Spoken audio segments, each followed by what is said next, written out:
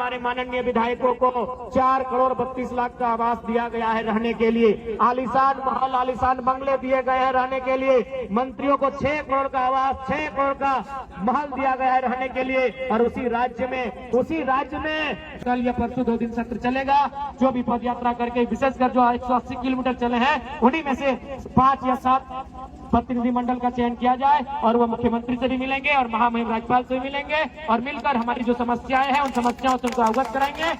के आधार पर स्थानीय नीति कहाँ है, खतियान के आधार पर स्थानीय नीति कहाँ है, झारखंडियों की स्थानीय नीति कहाँ है। और वही सवाल आज झारखंड लोकतांत्रिक क्रांतिकारी मोर्चा भी आपसे पूछ रहा है। इस सवाल का उत्तर आपको देना होगा माननीय मुख्यमंत्री महोदय। इस सवाल के उत्तर से आपको भागना नहीं है, इस सवाल का आपको उत्तर देना है। नहीं तो याद रखिएगा, राजनीति किसी की बपोती नहीं होती है। आज आपका है तो कल इस राज्य की जनता ये डिसाइड करेगी इस राज्य की दिशा किनके हाथों में देना है, इस राज्य की राजगद्दी को किनके हाथों में देना है। आज बड़ी दुर्भाग्य की बात है, आज जहां हम लोग धरना दिए हैं ठीक इसके बगल में हमारे दिव्यांग भाई बहन लोग धरना दिए हैं। ये कितना चिंता का बात है। आज यहीं से हम देख रहे हैं, आज भले उस विधानसभा के सदस्य हम हैं, भले विधानसभा के बाहर आप देख सकते हैं यहीं से जगमग विधायकों का आवास दिख रहा है। आज कहीं न कहीं हमारा देश और हमारा राज्य भी विरोधाभास का राज्य बनता जा रहा है। आज हमारा झारखंड विरोधाभास का राज्य बनता जा रहा है। एक और जहां हमारे माननीय विधायकों को 4 करोड़ 32 लाख का आवास दिया गया है रहने के लिए, आलीशान महल आलीशान बंगले दिए गए हैं रहने के लिए, मंत्रियों को 6 करोड़ का आवास 6 करोड़ का महल दिया गया है रहने के लिए। और उसी राज्य में जो अपंग है, जो अपाहिज है, जिन्हें हम दिव्यांग नाम दिया गया है, जिन्हें दिव्यांग कहा जाता है, जिनका हाथ नहीं है, जिनके पांव नहीं है, जिनकी आंख सलामत नहीं है, जिनके शरीर का कोई ना कोई अंग सलामत नहीं है, आज वे लोग पेंशन पाने के लिए आंदोलन कर रहे हैं। आज कई महीनों से उनका पेंशन बंद पड़ा है। तो सोच सकते हैं आज झारखंड की दिशा को किस ओर आप लेके जा रहे हैं। इसलिए आज इस कार्यक्रम के माध्यम से राज्य की सरकार को सीधा चेतावनी होगा, राज्य की सरकार को सीधा संदेश होगा कि आप अगर हमारी जो मांगे हैं, जिन मांगों को लेकर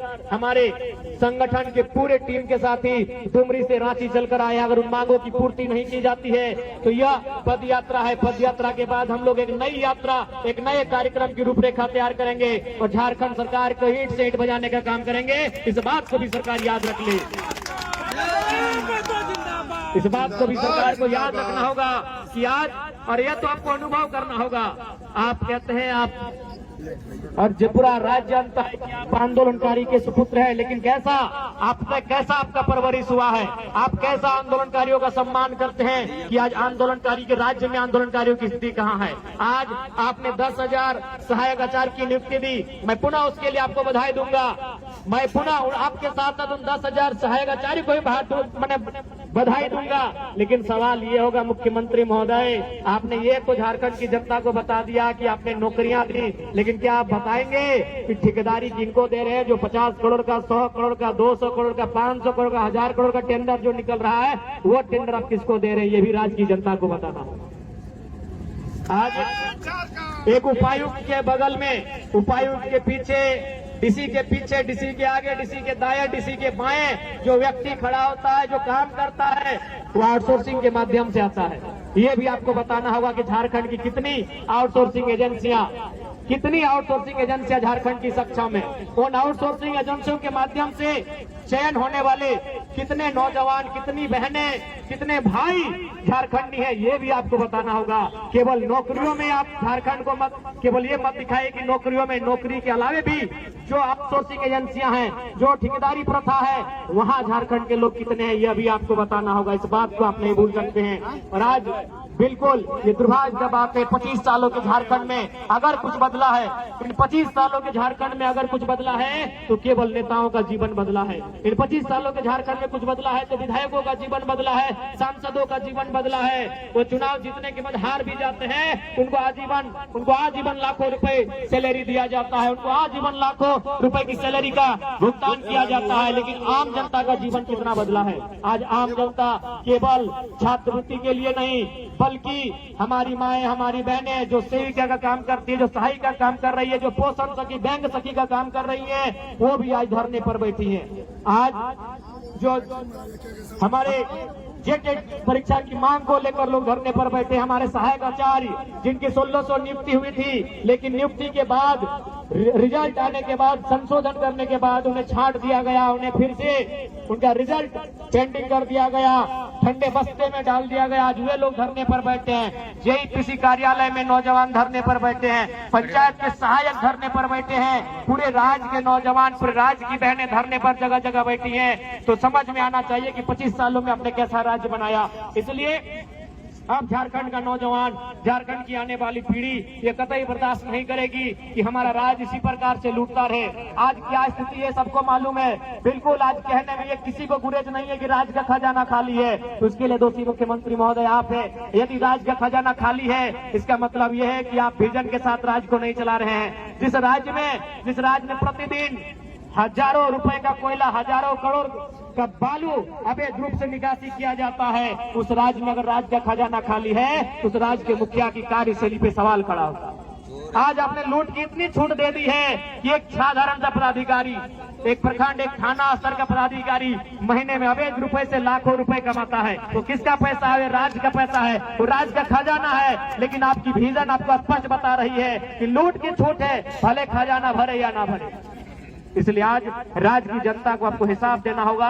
और यदि राज्य की जनता को आप हिसाब नहीं देते हैं, यदि सच समय राज्य की जनता के जो मुद्दे हैं, विशेषकर स्थानीय नीति 1932 का खतियान हो या 1964 का खतियान हो या भाषा संस्कृति परंपरा का आधार हो, यदि इस राज्य के लिए आप स्थानीय नीति नहीं बनाते हैं, इस राज्य की जनता जिन्होंने आपको पलकों पे सजाया है, ये आपको धूल में मिला सकते हैं। इस बात को याद रखिएगा, क्योंकि विधानसभा शाम की आवाज है और शाम की आवाज दूर तक जाती है। और आपके पदाधिकारी, आपके मंत्री, आपके विधायक भी जरूर इस बात को सुनते हैं कि आज दिन भर जो लोग धरना पर बैठे थे, चाहे वो दिव्यांग हो, चाहे वो आंगनबाड़ी की दीदी लोग हो, चाहे वो जेल कैंप के तमाम साथीगण हो, चाहे वो सहायक आचार्य हो, चाहे वो व्यवसायिक प्रशिक्षक हो, चाहे वो किसी भी विभाग के आंदोलनकारी हो, उन्होंने किन बातों को रखा, दिन भर क्या क्या हुआ, यह आवाज आपके कानों तक जरूर जाएगी। और यदि आप में जरा भी संवेदना है, यदि आप में जरा भी नैतिकता है, तो आज आपको तमाम जो आंदोलन हुए,